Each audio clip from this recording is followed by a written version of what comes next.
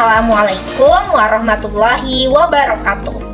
Halo semuanya, perkenalkan namaku Venita Alfian Saputri, NIM 2152211038 dari Prodi Akuntansi Syariah 2A.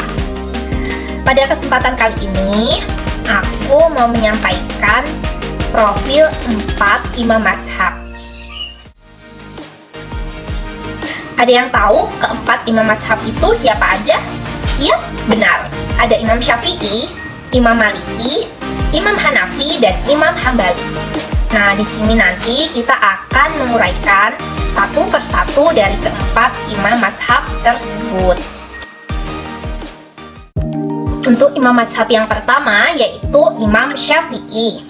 Imam Syafi'i dilahirkan pada tahun 150 Hijriah, bertepatan dengan tahun di mana Imam Abu Hanifah meninggal dunia. Ia dilahirkan di Gaza, Palestina, dan ketika umurnya mencapai 2 tahun, ibunya memindahkannya ke Hijaz, di mana sebagian besar penduduknya berasal dari Yaman. Ibunya sendiri berasal dari Aziyah. Keduanya pun menetap di sana, namun ketika umurnya mencapai 10 tahun, ibunya memindahkannya ke Mekah karena khawatir Imam Syafi'i ini akan melupakan nasabnya. Ketika Imam Syafi'i berumur kurang dari 10 tahun, beliau sudah menghafal Al-Quran, dan di Mekah beliau juga banyak mendapatkan hadis dari ulama-ulama hadis. Karena semangatnya dalam mencari ilmu itu sangat besar, beliau akhirnya pergi ke kabilah Huzail dan tinggal di sana untuk mempelajari bahasa Arab secara fasih. 10 tahun lamanya Imam Syafi'i tinggal di sana mempelajari syair, sastra, sejarah, dan di sana beliau juga belajar memanah hingga beliau mahir dalam bermain panah. Selain itu juga, beliau juga belajar mengendarai kuda dan menghafal hadis, mempelajari sastra Arab. Selanjutnya, Imam Syafi'i meninggalkan kota Makkah untuk menuju Madinah untuk belajar kepada Imam Malik bin Anas atau sering kita kenal dengan sebutan Imam Maliki. Beliau adalah seorang ulama fuqaha termasyhur di sana pada saat itu. Kemudian ia melanjutkan pelajarannya bersama Imam Maliki tersebut di usianya yang ke-20 tahun sampai gurunya meninggal dunia pada tahun 179 Hijriah. Pada saat wafatnya Imam Maliki, Imam Syafi'i sudah meraih reputasi sebagai fuqaha yang masyhur di Hijaz dan berbagai tempat lainnya. Tak luntur semangatnya dalam mencari ilmu, Imam Syafi'i melanjutkan belajar kepada guru-guru lain.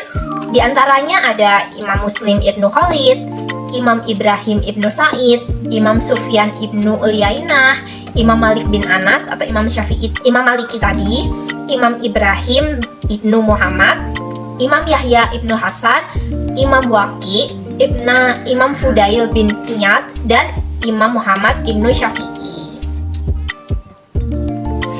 Imam Syafi'i adalah profil ulama yang tekun dan berbakat dalam menulis. Al-Baihaqi mengatakan bahwa Imam Syafi'i telah menghasilkan sekitar 140-an kitab, baik dalam usul maupun dalam furu'. Sedangkan menurut Fuad Saskin, dalam pernyataannya secara ringkas bahwa kitab karya Imam Syafi'i berjumlah sekitar 113-140 kitab. Di antara karya-karya Imam Syafi'i yaitu ada Ar-Risalah Al-Qadimah, Ar-Risalah Al-Jadidah, Kitab Al-Um, Ibtal Al-Istishad, Ikhtilaf Al-Hadis, Bayat Al-Fard, Sifat Al-Amr wa Nahi, dan Ikhtilaf Al-Malik wa Syafi'i, dan masih banyak lagi. Sedangkan metode yang dipakai Imam Syafi'i untuk menetapkan hukum memakai dasar yaitu Al-Quran dan As-Sunnah, ijma, qiyas, dan istidlal. Nah, imam mazhab yang kedua yaitu Imam Maliki. Imam Maliki bernama lengkap Abu Abdullah Malik bin Anas bin Malik bin Abi Amir bin Amr bin Haris bin Goiman bin Kutail bin Amr bin Haris Asbahi. Beliau lahir di Madinah pada tahun 93 Hijriah dan wafat pada tahun 179 Hijriah. Dia dilahirkan pada zaman Al-Walid bin Abdul Malik dan meninggal di Madinah pada zaman pemerintahan Ar-Rasyid. Beliau mempelajari ilmu dari ulama-ulama Madinah, di antaranya ada para tabi'in, para pandai, dan para ahli hukum agama. Guru beliau yang pertama adalah Abdul Rahman bin Ibnu Harmus.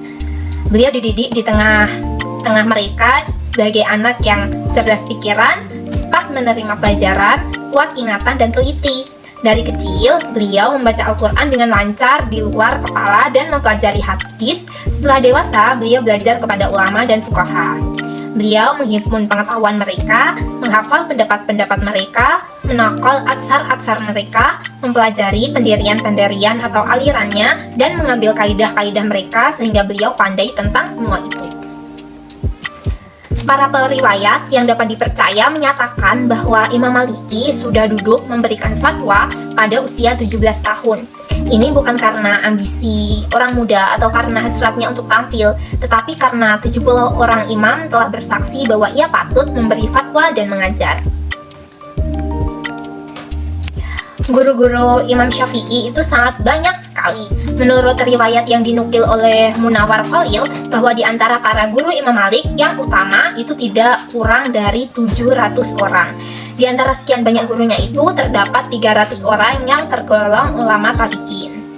Adapun guru-guru beliau antara lain ada Abdurrahman Ibnu Hurmus, Robi'ah Al-Rayu, Imam Nafi Maula Ibnu Umar, Imam Ibnu Syihab Al-Zuhri, Nafi Ibnu Abi Nuaim, Abu Al-Zinad, Hashim bin Urwas, Yahya Ibnu Sa'id Al-Ansori, dan Muhammad Ibnu Muqadir. Tetapi masih banyak lagi guru-guru beliau yang tidak bisa disebutkan satu persatu. Mengenai karya-karyanya, ada kitab yang dikarang oleh Imam Maliki sendiri, yaitu ada kitab Al-Muwatta, yaitu merupakan kitab yang berisi hadis-hadis Nabi yang berkaitan dengan masalah fikih. Kedua ada Al-Mudawwanah Al-Kubra, merupakan kitab yang di dalamnya termuat pendapat Imam Maliki seputar hukum Islam.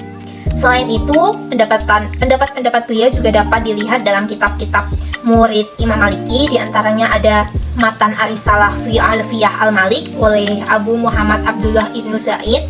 Yang kedua ada Bidayatul Al-Ujtahid wa Nihayah Al-Mutasid oleh Ibnu Rushid. Yang ketiga ada Syarah Al-Sagir dan Syarh Al-Kabir Al-Barakah Zad'u oleh Ahmad Ad-Darbi. Dan ada Bulughah Al-Salid li Aqrab Al-Masalik oleh Imam Ahmad As-Sawi. Sedangkan metode istinbat dalam menentukan hukum yang digunakan oleh Imam Maliki diantaranya ada Al-Quran atau Alkitab, ada As-Sunnah, ada Amal Ahli Madinah, ada Fatwa Sahabat, ada Al-Qiyas, ada Maslahah Mursalah, ada Istishan, dan Az-Zari'ah. Selanjutnya yang ketiga ada Imam Hanafi. Imam Abu Hanifah atau yang dikenal dengan sebutan Imam Hanafi ini bernama asli Abu Hanifah Nu'man Ibnu Sabit Al-Kufi yang lahir di Irak, Kufah pada tahun 80 Hijriah. Ia hidup pada dua masa, yaitu pada masa kekhalifahan Bani Umayyah, Abdul Malik bin Marwan, dan pada masa Bani Abbas pada Khalifah Al-Mansur. Beliau digelar Abu Hanifah karena kesungguhannya dalam beribadah sejak masa kecilnya, berakhlak mulia, serta menjauhi perbuatan dosa dan keji. Imam Hanafi ini adalah seorang yang bijak dan gemar ilmu pengetahuan. Ketika beliau menambah ilmu pengetahuan, mula-mula ia belajar sastra bahasa Arab. Karena ilmu bahasa tidak banyak dapat digunakan akal pikiran, ia meninggalkan pelajaran ini dan beralih mempelajari fikih. Dia berminat pada pelajaran yang banyak menggunakan akal pikiran. Di samping mempelajari ilmu fikih, beliau juga sempat mempelajari ilmu-ilmu lain seperti ilmu tauhid, dan beliau berpaling untuk memperdalami ilmu pengetahuan karena menerima nasihat dari seorang gurunya bernama Asy-Sya'ab. Selain itu juga Imam Hanafi ini juga gemar belajar ilmu qiraat, hadis, nahwu, sastra, syair, teologi, sehingga ia menjadi salah satu tokoh yang terkenal dalam ilmu tersebut. Imam Abu Hanifah ini belajar ilmu fikih berasal dari Ibrahim, Umar, dan Ali bin Abi Thalib, Abdullah bin Mas'ud, dan Abdullah ibnu Abbas. Para ulama tempat Imam Abu Hanifah belajar di Kufah antara lain ada Syabi, Salamah bin Kuhail, Manarib ibnu Ditsar, Abu Ishaq Syabi Aun bin Abdullah, Amir bin Murab, Al-Masi, Adib bin As-Sabit, Al-Ansori, Sama bin Harib, dan lain sebagainya. Sebagai seorang yang alim dan cerdas, Abu Hanifah pernah mendapat tawaran dari penguasa Bani Umayyah untuk menjadi gubernur. Namun tawaran itu ditolaknya sehingga beliau disiksa dan dipenjara. Namun berkat bantuan pengawal penjara, dia kemudian diloloskan untuk selanjutnya pergi ke Makkah dan bermukim di sana beberapa saat lamanya. Setelah Bani Umayyah runtuh, beliau pulang ke Kufah. Namun pada masa setelah Bani Umayyah, di mana pemerintahan dipegang oleh Bani Abbasiyah, beliau juga mengalami nasib yang sama. Bahkan nasib beliau lebih tragis akibat penolakan untuk menjadi Qadhi Qudlot. Abu Hanifah dipenjara dan disiksa hingga akhir hayatnya. Adapun murid-murid Abu Hanifah yang berjasa di Madrasah Kufah dan membukukan fatwa-fatwanya sehingga beliau dikenal di dunia Islam, antara lain ada Zufar bin Az-Zuhail, ada Abu Yusuf Yakub bin Ibrahim bin Habib Al-Ansori, ada Muhammad ibnu Al-Hasan, dan ada Al-Hasan bin Ziyad Al-Lu'lu'i. Adapun kitab-kitab yang ditulis sendiri oleh Imam Hanafi, diantaranya ada Al-Faraid yang khusus membicarakan masalah waris dan segala ketentuannya menurut hukum Islam. Yang kedua ada Al-Shurh yang membahas perjanjian, dan ada Al-Fiqh Al-Akbar yang membahas ilmu kalam atau teologi dan diberi syarah atau penjelasan oleh Imam Abu Mansur Muhammad Al-Maturidi dan Imam Abu Mutaha Al-Maula Ahmad ibnu Muhammad Al-Maknisawi. Selain itu juga ada kitab yang ditulis oleh murid Imam Hanafi yang berasal dari masalah-masalah yang diriwayatkan langsung oleh Imam Hanafi. Di antaranya ada kitab Al-Mabsut, kitab Al-Jami As-Shogir, kitab Al-Jami Al-Kabir, kitab Asyar As-Sakir, kitab Asyar Al-Kabir, dan kitab Al-Ziyadat. Sedangkan metode istinbat hukum Imam Hanafi ini ada Al-Quran, As-Sunnah, perkataan sahabat, qiyas, dan istishad.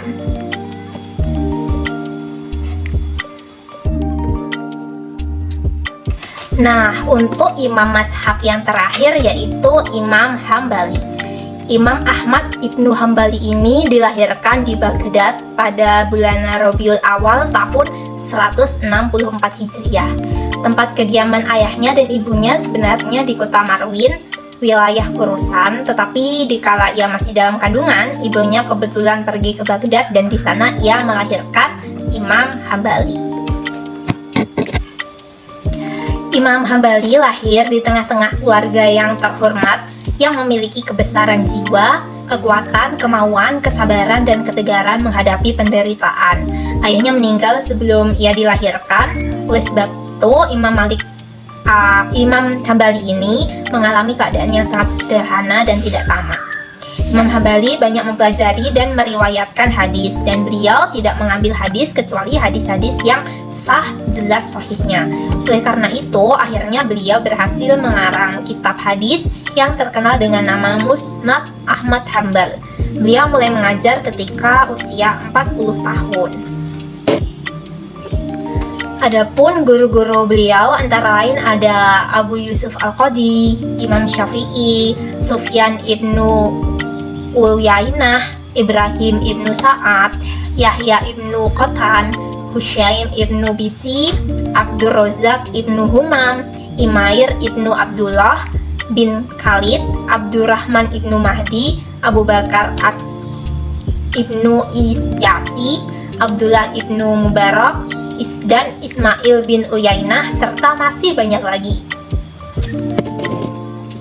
Sedangkan murid-murid beliau antara lain ada Saleh dan Abdullah, Hanbal ibnu Ishaq, Al-Hasan ibnu As-Saubah Al-Bazar, Muhammad ibnu Ubaidillah Al-Munadi, Muhammad ibnu Ismail Al-Bukhari, Muhammad ibnu Al-Hajjaj An-Naisaburi, Abu Zuryah, Ibnu Hatim Ar-Razian, Abu Dawud As-Sijistani, Ibnu Qudamah, Saleh, Abdullah ibnu Ahmad, Abu Bakar As-Saram, dan Abdul Malik Al-Marwazi.